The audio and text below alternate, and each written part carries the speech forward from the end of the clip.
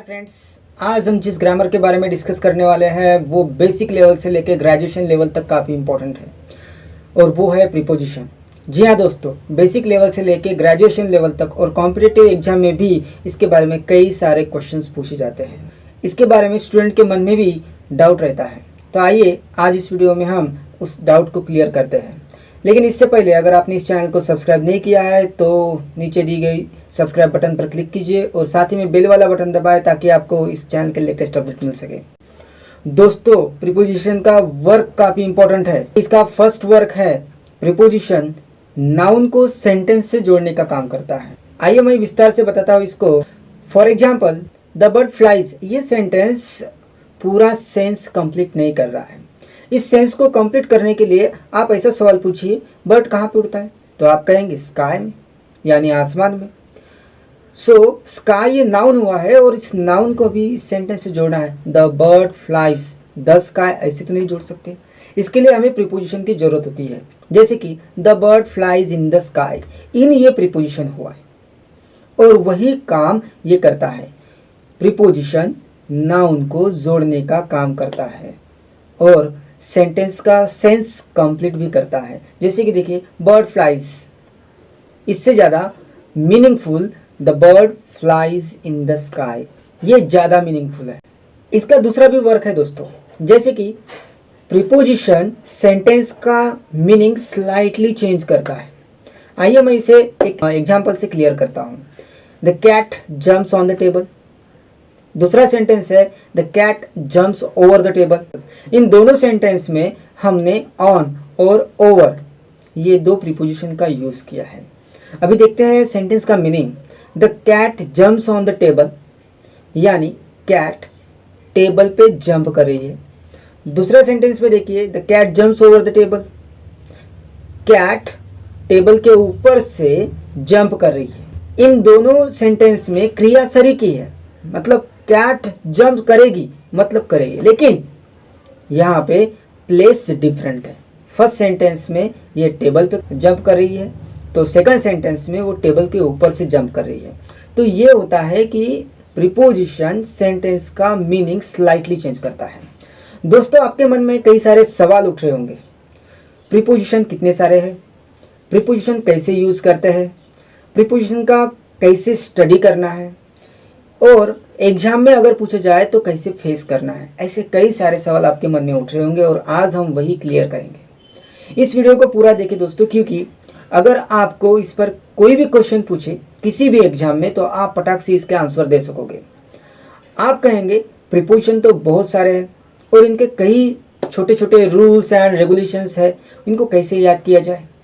तो मैंने डिस्क्रिप्शन में कुछ प्रीपोजिशंस लिखे हैं जो वाइड लेवल पे और जनरल सेंस से यूज़ किए जाते हैं। अगर आपको प्रीपोजिशन का सही स्टडी करना है तो आप प्रीपोजिशन को फॉलोइंग कैटेगरी में कैटेगराइज कर दीजिए। जैसे कि time, place, manner, purpose, cause, reason, possessive, measure, standard, value, possession, contrast, इनमें आप इनको कैटेगराइज कर दीजिए और स्टेप बाय स्टेप इन कैटेगरीज का स्टडी कीजिए। सबसे पहले हम टाइम लेंगे। टाइम को आप कैसे डिवाइड करेंगे और टाइम को बताने के लिए कौन कौन से प्रीपोजिशन का आप यूज़ करेंगे? तो आइए हम कुछ रूल्स एंड रेगुलेशंस देखते हैं। हम हमेशा डेफिनेट और एग्जैक्ट टाइम बताते हैं, जैसे कि सेकंड, मिनट, आवर, ये हम बताते हैं।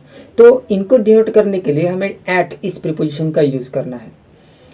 एट प्रीपोजिशन एग्जैक्ट टाइम बताता है, डेफिनेट टाइम बताता है। जैसे कि train is arriving at 11 o'clock, you reach at 10 AM। यहाँ पे 11 o'clock और 10 o'clock ये एग्जैक्ट टाइम हो और इसे डिनोट करने के लिए हमें एट इस प्रीपोजिशन का यूज़ करना है। याद रखिए, डेफिनेट टाइम एट प्रीपोजिशन का यूज़ कीजिए।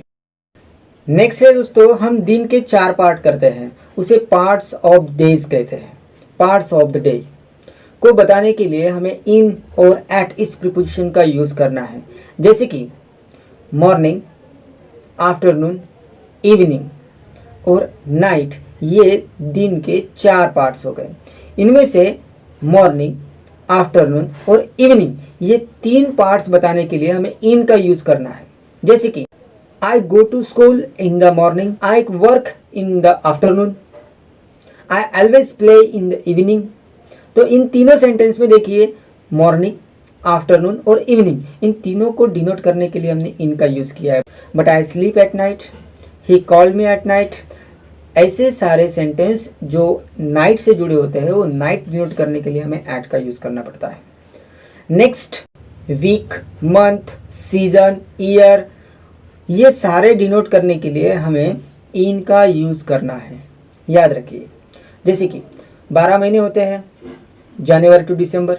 कोई भी मंथ होता है, सीजन होता है, सीजन यानी rainy season, winter season, summer season, spring season, ये सारे सीजन होते हैं, वो डिनोट करने के लिए इन का यूज़ कीजिए। वैसे ही डिकेड, डिकेड यानी 10 साल का समय, सेंचुरी यानी 100 साल का समय, इन सारे समय को डिपिक्ट करने के लिए हमें इन इस प्रीपोजिशन का यूज़ करना है। जैसे कि we feel cold in winter season, we feel hot in summer season, we born in 1998, he developed it in a decade, rain comes in a month of June, date और days, week में 7 days होते हैं, Monday to Sunday. और हम कोई भी date बताते हैं तो उसके लिए हमें ऑन इस प्रीपोजिशन का यूज़ करना है।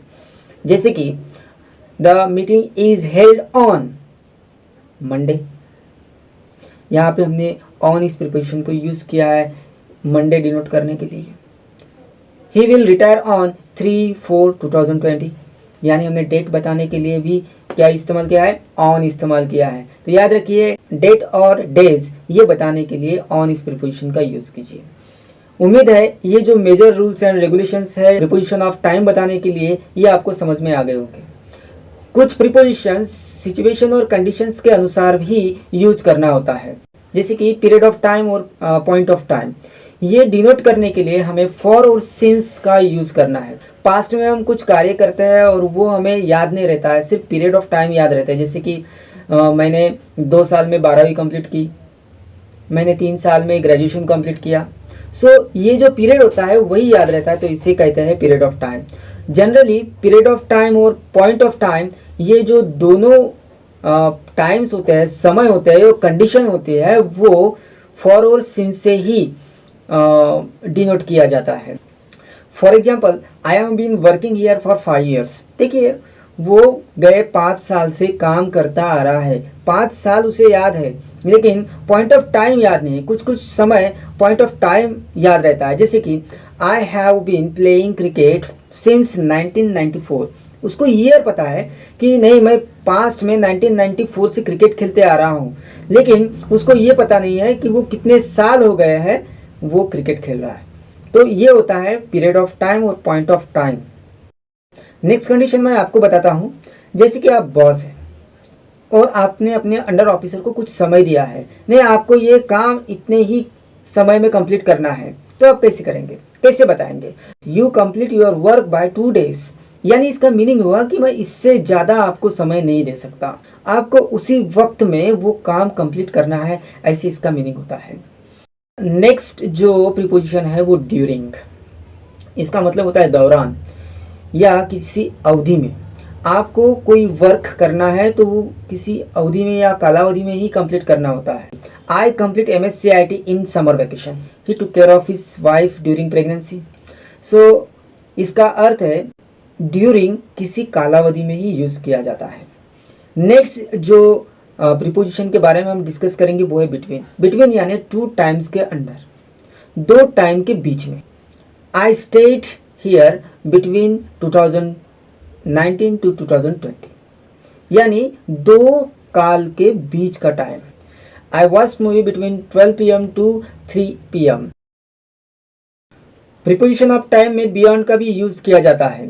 बियॉन्ड यानी के पार, उसके पार। I do not work beyond 5 o'clock, मैं 5 बजे के बाद काम नहीं कर सकता, 5 बजे से ज़्यादा काम नहीं कर सकता। सो ये जो चीज़ें बतानी होती है वो बियॉन्ड से बताई जाती है। नेक्स्ट है अनटिल और टिल का मीनिंग है उस समय तक। Shop opens till 6 o'clock। Next जो प्रीपोजिशन है वो है थ्रू। थ्रू यानी पूरे समय तक, स्टार्टिंग से लेके लास्ट तक, ऐसे उसका अर्थ होता है। I will work there through 5 o'clock।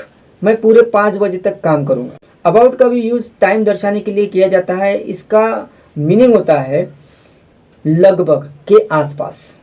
I reach the place about 6 o'clock, यानी मैं करीबन 6 बजे वहाँ पहुँचा।